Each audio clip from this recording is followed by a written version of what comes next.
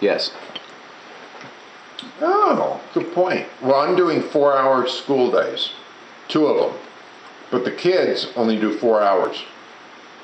There needs to be, kids don't need to be in a classroom all day. They need to be, Right. part of the day needs to be classroom. Another part of the day needs to be using their hands, learning something, stimulating themselves in some other way that you can't do in a classroom. Following an adult. There's this teacher in professor at Berkeley, name's Allison Gopnik, and she says the teacher as coach. You basically look at a kid who's 8 years old in Mexico, and they're sitting with their mom learning how to make tortillas. There's a whole process. And the skills that a kid picks up by watching an adult. Nowhere have I seen, and this is what she points out, you don't see an adult teaching reading by showing the false starts. You say, this was the topic, and this is what I produced. And it's just, I did the same thing that you guys are doing, and look at my result.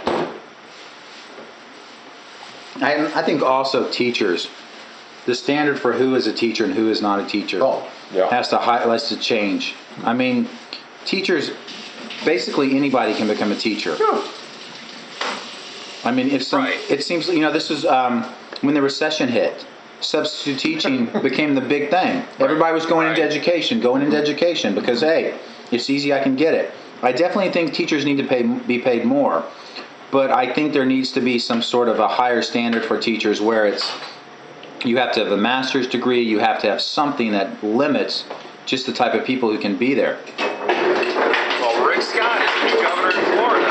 His people are saying that advanced degrees don't matter. Good. I approve of that because I know how to teach math at a very basic level to a lot of kids. I got good, but I'm not allowed to be a math teacher under master degree type thing because master's degree in math is a whole lot of higher math that you don't need. Well, I certainly don't need. 95% of my students don't need it. What they need is someone who's passionate.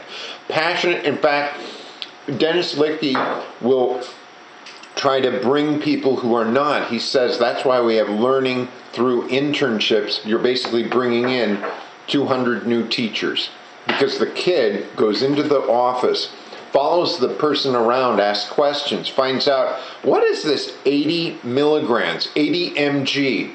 Comes back to the teacher shows him what mg means, then the next day he goes back after 8 weeks of this, the kid gives a presentation showing what he's learned. That's teaching. And you don't need a degree for that. But you do need guidance. But I do think there's got to be some, but on like an individual one-on-one basis, I think that makes sense. But I think when you set standards across broad spectrums of society, like you have to have certain, I don't think any time you have large systems, anything can be very, very good. It takes Lickey a year to untrain teachers in order to learn this project. Steve. A year. There's teachers you could never untrain. Well, if you look at teachers, some teachers, and I can't say all because it's obviously a ridiculous statement, but some teachers go into education because they're very successful in education in their schooling years. Right. In that, they loved getting the worksheet. Right. They loved cracking that book up, silently working, grinding it out by themselves. Right. That's their model for their paradigm of education. And the reality is, we can't have that. That's not sustainable right now. Well, they impose that model on every kid, despite what we know about learning abilities and learning styles.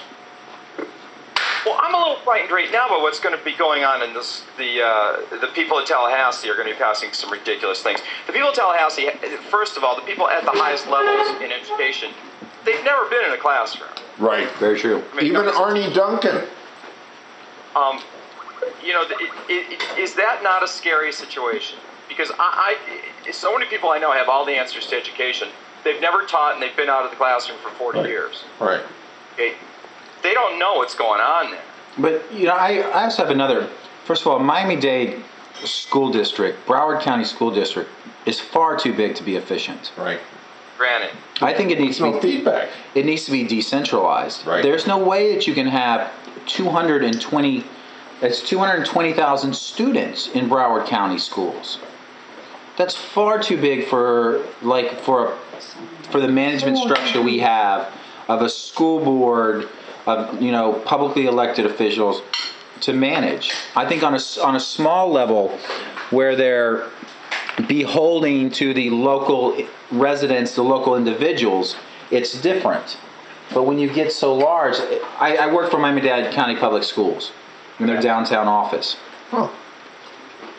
And that place was crazy. Right. We weren't doing education. I'm not too sure what we were teaching there. Right.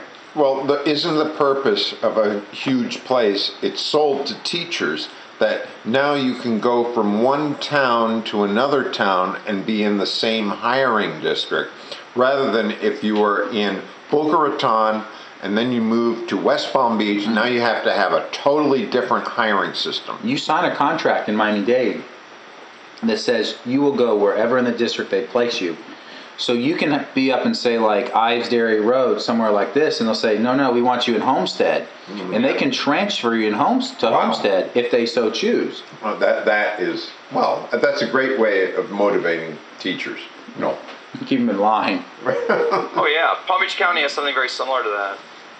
But no, the people that are running the schools up here in Palm Beach County, my God, when I left Broward, I thought they had their act together up here. It's kind of like,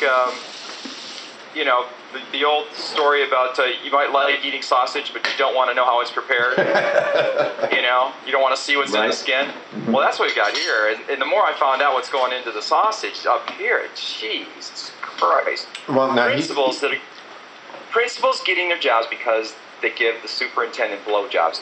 Come on, man. There's something wrong with that picture. Okay. Now, you just told me yesterday about this guy, Bill Koch, starting a school. Right. Koch is a billionaire. His two brothers. The Tea Party. The Tea Party. If you go to Lincoln Center, okay, where Juilliard is, you can see Koch's got his name on one of the buildings. David Koch does. Mm-hmm. These are the ultra right-wing kind of crazy-ass part of the Koch family. They all got their money from oil, those kind of things, energy. And Bill Koch is the semi-sane one. He's only moderately, right-wing Republican. And he's going to start his own high school up here. And his deal is, I heard this today, he's going to pay teachers twice the amount that the public schools are paying teachers. Wow. What's his criteria for hiring? Yeah, exactly. I'm trying to find that out right now. I have a feeling I'm a little bit liberal for him. But the interesting thing here is they're going to get rid of the administration in the school. Wow. Teachers are going to run the school. That's part of the reason you're going to be paid that much. So, I kind of like where he's going with this. Okay. Because too many times your administration is an impediment to learning. Absolutely. What does the administration do? You're paying somebody top dollar to be the bus loop attendant, the cafeteria attendant, and to deal with the snot-nosed little bastards that aren't going to adhere to the ridiculous rules that some overly repressive teacher has imposed on them. Or that the administration themselves has opposed. Oh, I put some rules in. We had a staff meeting the other day. 45 minutes were spent arguing on whether girls should be allowed to wear a 3-finger strap or a spaghetti strap. No! And I am dying. I'm sitting here going, my God, you've got 110 people sitting around, and 90 of them don't give a shit and would rather either be talking pedagogy or out the door. Right. And you've got this little cluster of people, and that's what they're majoring in. We major in the minors. How about the amount of time it takes? Hold on. So what was settled? Oh, that's the beauty of it. Nothing. Okay. I love it. It's 4:30. I can't keep you longer than that because the unions, you guys have a contract. We'll pick this up again. The hell we will. Geez, it's crazy. And if you let it get you down, it'll drive you nuts. So, and teachers retreat into their own rooms. I don't know. It's a crazy system. But you're right on so many levels. high schools are too big. The idea of a 2,000-person high school is nuts. We know that from way long time ago. What does Litkey do? He comes in and he breaks them into little houses or something, Steve? Yeah. 120 so high each. schools within high schools. Yeah. Right? We know that works. And there's an accountability there. There's a core staff that large cares about the churches. kids. Large churches are doing the same thing. This is the trend in large churches, where you have these mega churches. It's breaking up. Where you no, they don't do that. But large churches, what they do is they break the churches down into smaller congregations. Bible study groups. Right. Yes, and that's their whole thing. Is that like 2,000 people is too big, Right. and they're just trying to get to heaven. You know, They're not educated. they're not educated. So, Yeah. go.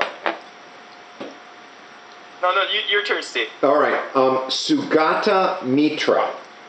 Yeah, I had that once. Penicillin, dude. No, not penicillin. I just sent you the link. I don't know if you can get onto it. Well, right now I can't. Oh.